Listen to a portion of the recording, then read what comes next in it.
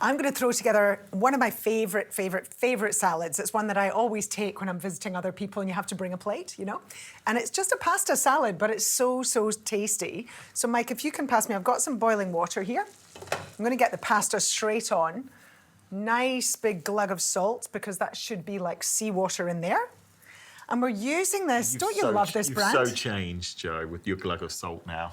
You think you've talked me into the salt, don't you? I know you love your salt. Well, I absolutely love this brand of pasta. This is just a local Melbourne family making proper, really authentic, slow-dried pasta. And what's great about it is, well, one, pasta has a really low GI. That means it's going to absorb slowly up into your bloodstream. But in your pasta salad, it does something even more, because when you cook it and you cool it, you get something called resistant starch. And that is basically fiber for your gut. And the other thing I love about this particular pasta is it's got a really rough texture, and that's going to hold our dressing really, really beautifully. So in goes our pasta.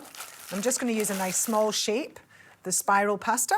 And then while our pasta's cooking, we're going to chop up our veggies. What do you want me So to do? can you do me the eggplant and zucchini? Yeah.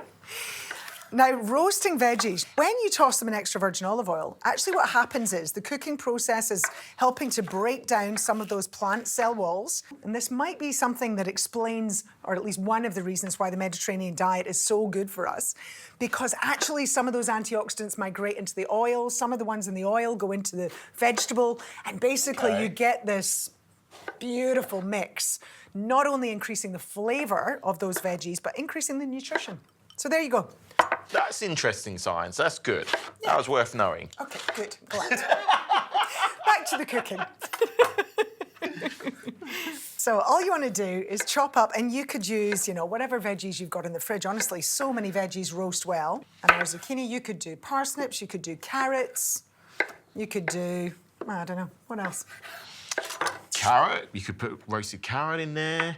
You could do parsnips. You already said parsnips. You've just repeated all the vegetables. Did you? I said. I promised I was listening. I think that was subconscious listening. Anyway, let's move on. This is dried oregano. Good to know we've got similar trains of thought, Mike. I'm going with my extra virgin olive oil. Give a good glug of that. And look, if you like, you could put some balsamic vinegar. You could put a little honey or maple syrup if you wanted a wee bit sweeter. Good grind of black pepper. Then we're going to give it all a good toss. I'm preheating my oven to about 200, and this will roast in 20 minutes. I just love roasted veggies. Me too. And it's one of the things I batch cook, like, beginning of the week. Yeah. Get it done, so then I can add it to salads and pastas and sauces, or just snack on Such a them. good idea. Yeah. You know, also, you can just roast veggies like this, blitz them up with a can of tomatoes, and you've got like an instant Nice. veggie tomato sauce Nice. to use in all sorts of things. Okay, let's get this in the oven.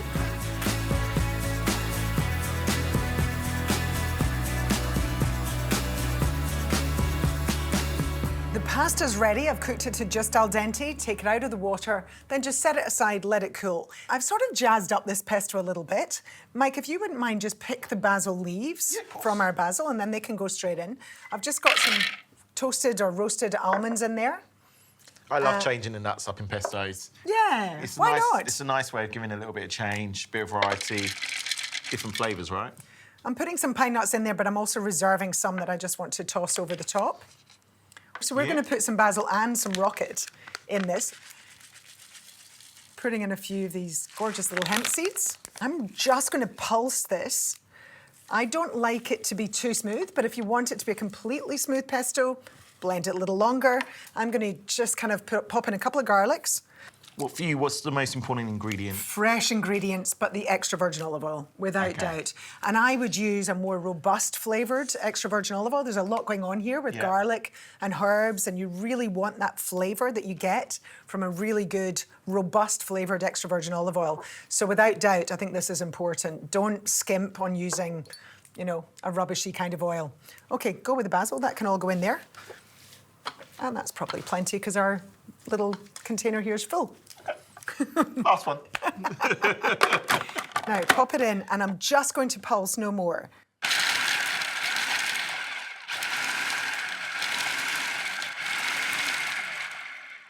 Okay, when I've got it roughly chopped, I'm going to pour in my oil. I'll give it a good glug. Some salt, just to keep you happy, Mike. Thank you. Another little pulse. And then, this just might be my favourite cheese. Parmesan? Yeah. Yeah. What do you think? Parmesan is right up there. Very partial to Parmy or Pecorino. Oh, I just think it is so, so delicious. It's got one of the highest calcium contents of all cheeses. Great for protein, of course, but it's really hard to beat dairy foods for calcium, I've got to say. But this just adds such a depth of flavour. So I just love the sort of combination of these very classic Mediterranean flavours. If you do have vegans or you're vegan yourself, you can use nutritional yeast instead of this Parmesan. You won't get quite the same flavour, but it'll give it that sort of umami kind of kick that you want. So I'm being quite generous with my Parmesan. So for me, the most important ingredient to the pesto is exactly that. It's the cheese. The Parmesan. Yeah, the Parmesan or the Pecorino, like so important. Because it is exactly, in terms of that flavour bomb, it's what makes you want to go back for more and more. Definitely, definitely. So another little blitz. That's it. And then just tip the pesto out. And I quite like that there's little whole chunks of pine nuts, but as I say, you know, if you want it smooth, just blitz it a wee bit longer. So our pasta's cooled down nicely.